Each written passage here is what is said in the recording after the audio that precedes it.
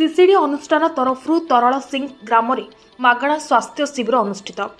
देसाई अनुष्ठान सहायतार सीसीडी अनुष्ठान पक्षर आज 11टा बेले गजपति जिला आर उदयगिरी ब्लॉक मंगराजपुर पंचायत तरल सिंह ग्राम एक स्वास्थ्य शिविर अनुष्ठित होईछि।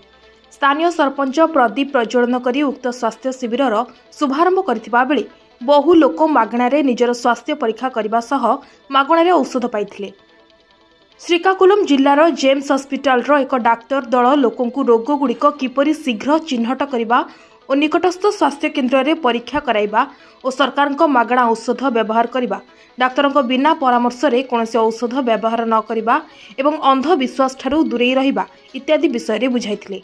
एही कार्यक्रम को देसाई अनुष्ठान जिला संयोजक विजय प्रधान प्रत्यक्ष तत्वावधान रे आंचलिक संयोजिका इंदुमती देवी, देवाशीष पाइक, करुणाकर नायक प्रमुख परिचालना पूर्वक सहयोग करथिले।